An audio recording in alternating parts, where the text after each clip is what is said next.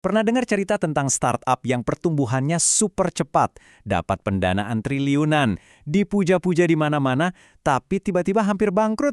Nah, selamat datang di bedah kasus kita hari ini. Kita akan membongkar sebuah misteri epik di dunia bisnis, yaitu kebangkitan dan kejatuhan yang nyaris fatal dari WeWork. Kita bakal mendiagnosis bareng-bareng gimana ceritanya sebuah perusahaan yang cetak pendapatan miliaran dolar malah hampir gulung tikar. Yuk, kita mulai? Coba pikir deh, apakah pertumbuhan yang gila-gilaan itu otomatis berarti perusahaannya sehat? Ini dilema yang krusial banget. Seringkali kita cuma takjub sama angka pertumbuhan yang fantastis dan langsung mikir, wah sukses besar nih. Tapi apakah itu cerita lengkapnya? Itulah yang bakal kita pecahkan hari ini. Kita masuk ke bagian pertama.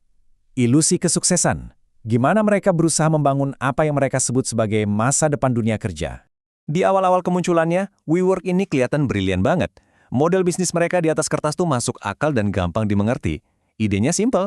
Mereka sewa gedung dengan kontrak jangka panjang, terus interiornya disulap jadi coworking space yang super estetik dan kekinian, abis itu disewain lagi secara eceran ke startup atau freelancer.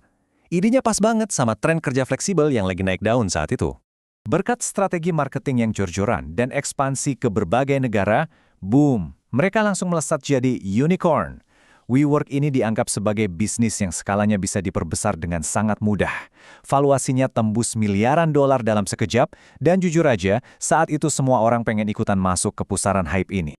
Tapi, ayo kita masuk ke bagian kedua, membakar uang demi pertumbuhan. Kita intip apa yang sebenarnya terjadi di balik layar keuangan mereka. Sekarang, mari kita singkirkan dulu semua hype tadi dan lihat kenyataannya. Data ini menceritakan kengerian yang nyata. Pendapatan mereka memang meroket drastis, dari 200 juta sampai tembus 1,8 miliar dolar di tahun ketiga. Wow kan? Tapi tunggu, coba lihat biaya operasionalnya. Bertumbuhnya jauh lebih liar. Di tahun ketiga, buat dapat 1,8 miliar dolar, mereka malah menghabiskan 4 miliar dolar. Artinya, mereka rugi 2,2 miliar dolar. Benar-benar gak masuk akal. Dari kengerian tadi, kita nemuin gejala penyakit pertama mereka, burn rate yang teramat tinggi. Bayangin aja, uang tunai dalam jumlah masif secara harfiah terus dibakar tiap bulan, cuma supaya lampu kantor tetap nyala dan bisnis tetap jalan, sama sekali nggak berkelanjutan. Gejala fatal yang kedua, dan ini yang makin bikin parah, unit economics yang lemah. Sederhananya gini, setiap kali WeWork buka satu cabang baru, biaya operasionalnya ternyata jauh lebih besar daripada profit yang didapat. Logikanya, kalau satu cabang aja udah rugi, berarti makin cepat mereka buka cabang, makin ngebut juga mereka lari ke jurang kebangkrutan kan? Terus ada bom waktu struktural di dalam model bisnis mereka. Terjadi ketidakseimbangan yang bahaya banget. Di satu sisi, WeWork punya kewajiban finansial jangka panjang yang ketat sama pemilik gedung. Tapi di sisi lain, pelanggan mereka dikasih fleksibilitas buat berhenti berlangganan kapan aja. Kewajiban panjang, tapi pemasukan pendek. Ini ibarat nunggu bom waktu meledak. Jadi pada akhirnya, pertumbuhan kilat mereka itu 100% manipulatif dan gak sehat, mereka murni hidup dari infus dana investor, terjebak di zona profit negatif, dan benar-benar nutup mata dari risiko pasar atau ancaman krisis ekonomi di luar sana. Kita sampai di bagian 3, realita IPO, momen di mana semua ilusi kesuksesan tadi hancur berantakan. Penyakit mematikan ini jelas gak bisa disembunyiin selamanya. Waktu WeWork mau melantai di bursa saham alias IPO, mereka terpaksa buka-bukaan buku keuangan dong ke publik. Dan ternyata, investor publik gak gampang dikibulin. Mereka langsung nanya tajam, loh, profitabilitasnya di mana? Bisnis ini bisa bertahan hidup gak sih sebenarnya?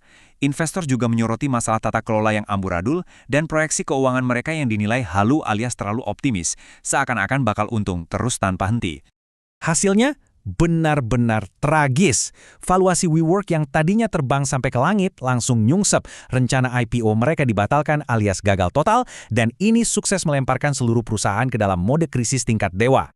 Sekarang coba posisikan diri Anda jadi CEO mereka saat itu. Lagi di tengah badai krisis sedahsyat ini, kompromi apa yang bakal Anda pilih? Apakah Anda bakal tetap nekat tancap gas ngejar pertumbuhan agresif? Atau Anda bakal banting setir nyari aman demi profitabilitas? Pilihan yang super berat pastinya. Masuk ke bagian 4, strategi bertahan hidup. Ini adalah langkah pemulihan krusial pasca krisis. Biar perusahaannya nggak benar-benar mati, mereka terpaksa nelan obat pahit. Nggak ada lagi tuh ekspansi gila-gilaan. Fokus mereka langsung bergeser 180 derajat murni ke profitabilitas dan arus kas. Cabang-cabang yang cuma ngabisin duit langsung ditutup paksa.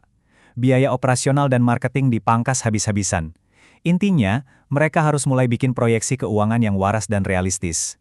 Solusi strategis ini memaksa mereka kembali menjejak bumi. Aturan main barunya sangat tegas. Setiap cabang yang masih dipertahankan itu wajib, hukumnya wajib menghasilkan profit nyata untuk menjustifikasi keberadaannya. Nggak ada lagi toleransi bakar duit cuma buat gaya-gayaan nambah cabang.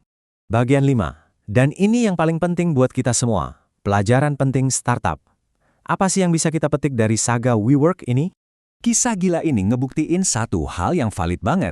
Metrik fundamental yang sering dianggap membosankan, itu nyatanya jauh lebih krusial daripada sekedar hype dan tren sesaat. Pendapatan triliunan nggak ada artinya kalau biaya operasionalnya nyekik. Maksa tumbuh tanpa peduli sama keberlanjutan dan realita pasar, udah pasti itu resep sempurna menuju juang kehancuran. Sebagai penutup analisis kita hari ini, selalu ingat pesan inti yang tajam ini.